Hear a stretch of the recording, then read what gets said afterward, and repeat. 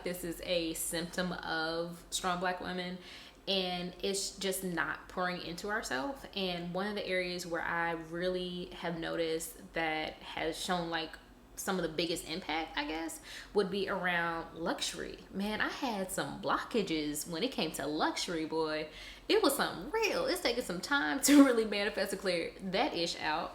And it's just crazy. I think somewhere along the lines of taking care of other people, and then we take care of ourselves. It's just I don't know why. It's to me kind of what it felt like was, I can't do this because I gotta do this. Or I can't pour into this aspect of luxury because I need to make sure such and such is okay if they need something. And it was all these excuses to take care of everyone but myself. And that really is what the blockage around luxury kind of came into. And I like fought it tooth and nail. Now, here's the thing too. I'm frugal. And and I think also that's a part of my personality. That's just who I am. I love a good deal. I love Ross. I love TJ Maxx.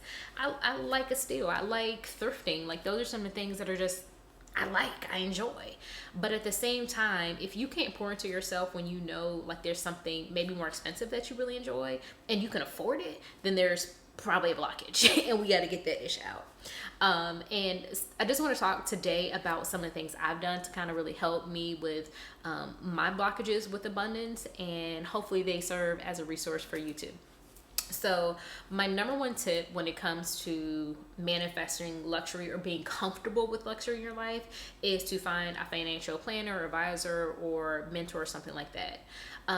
Why I think that's important is to understand and have that communication with someone who might be a professional or have additional insight, because chances are you have the resources. It's just you don't believe you do. Or it could be the opposite. It could be, hey sis, it ain't time for luxury, right? We got to work on some other stuff. And that's okay too, as long as the goal is you being able to enjoy whatever that experience is. Now, luxury can look very different from different people. For some people, that's a Chanel bag. For somebody else, that might be a green smoothie. And that is fine, right? We are not monolithic. You can do exactly what you want to do and what you feel called to do. And that's completely okay. So know that it's okay and kind of be flexible to that experience. But the number one thing I would say to kind of start out with that I think is just helpful is understanding your finances. Understanding if you're really in a place of financial burden, or if you're in a place of it's a burden only in your mind. And you've got to kind of be able to challenge the two and kind of work through it. And that's something that was really helpful for me. My girl, Marsha Barnes at the Finance Bar, got me together and has for some years. And I credit her to really helping me with my wealth mindset and understanding my resources, understanding like, girl, some of this in your head. And she was very helpful with that. And this helping develop a strategy, because I feel like also just as strong Black women, a lot of times we take on a lot of responsibility for other people. So it is, how do you plan for some of those things? How do you say no when you can? How do you prioritize your own needs and your own desires and making sure you make time for the things that are key to you? So she really helped me with that. The second thing I will say is, after one, number two is visualize and daydream. And first get clear on what it is that you like, right? A lot of times we spend so much time catering to everyone else, we don't even know what we like. We don't even know if we like Chanel or Gucci.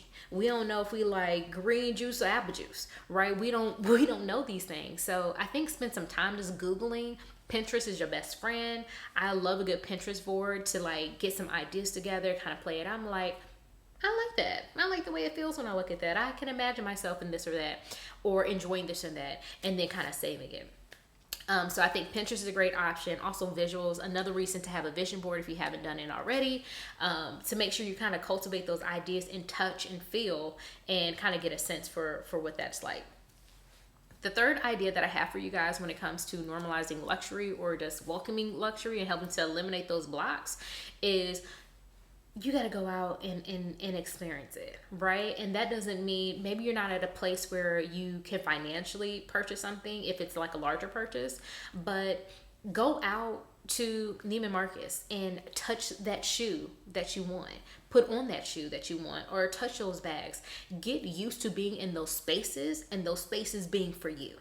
A part of the issue with luxury also tends to be we feel like we're not worthy of those spaces. And it's also has a lot to do with imposter syndrome of, I can't dare be in this place. I can't dare want this. I can't dare expect this. Or how will people perceive me and all this other stuff?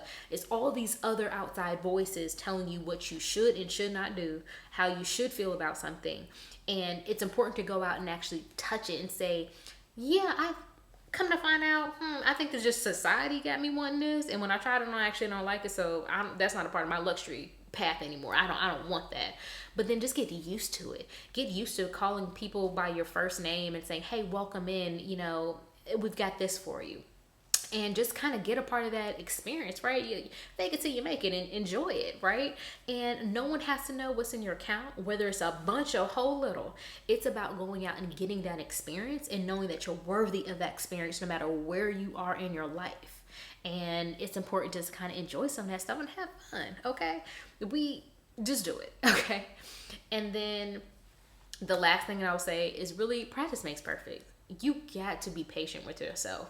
My journey to releasing my blockages with abundance took several years. So I'm not even gonna hold you, right? It took a lot of time to set boundaries with family and friends. It took a lot of time to set boundaries from, hey, I know this baby shower is coming. I can't attend because my such and such is a priority, and I've got to take care of that.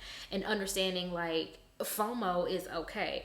It's okay to miss out on some things, and you can send people intentions of love and positivity and keep on pushing, but not feeling you have to be wrapped in to any and everything, and that everyone is just pulling from your energy.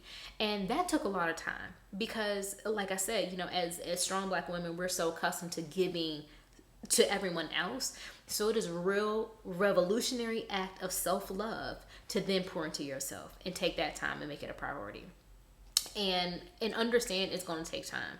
I had to journal. I had to get the confidence from my friends. I had to gain the confidence in myself to say, nah, sis, you deserve every single one of these things, and to enjoy it and to celebrate it and to savor it and to do it in a place that I didn't feel guilty was like, I felt like I was a whole new person. Like it took a long time. It took a real long time. But now I don't shy away from doing the things that make me happy and bring me joy. But it took those things. It took finding a financial planner to help me gain confidence and say, you've got this, but let's talk about how to make sure you keep this or how to continue to elevate this. It took me going out and understanding what was really my definition of luxury and not society's definition of luxury, right? Red bottoms ain't for everybody. They're uncomfortable, okay? It is. It's okay. You can still enjoy them. They could be your thing, but those aren't my things. And understanding what was key to me, right? For me, a good vacation spot, honey, with some alcohol and some white sand, that's my luxury every day, right? And I enjoy it. And so I took the time out, I visualized, I understand what it looked like, I understood what it felt like. So when I was there, I knew exactly what it was, and I enjoyed it with full intention and no guilt, because I knew it was everything I had been waiting for. And the thing I'll tell you too, guys, as you manifest this luxury, you don't have to do it in the same way that society tells you, right? Yes, once again, you can go to Neiman Marcus and you can do beyond just experience it from a visualization standpoint and actually make your purchase. Or you can go to these other sites, Fashion Files, a great one, and all these, The Real, like there's a bunch of different secondhand sites that if you're looking for luxury bags, you can get at a discount. Once again, maybe luxury bags aren't your thing. I love to travel. But also, once again, I told y'all, I'm all about a deal. I'm all about stealing a deal. So I enjoy, and I thrive on finding 5-star resorts for like pennies on a dollar. I've been to some amazing places and had some amazing experiences on a steal every single time. Like getting out the little charter bus with champagne and a butler, paying pennies on a dollar, because I can do both. I can be luxurious and I don't have to be stupid. Like I still want my money. I still have things that I want to do. And that's kind of how I made that experience. So hopefully you guys enjoy these tips and more to come, right? I feel like this is something, it's going to take a lot more conversations for us to unpack and unload. But hopefully these gave you some ideas to kind of start your journey and some great resources to get started with. Thank you guys so much. Like, comment, and subscribe. And happy luxury manifesting for you guys. Take care.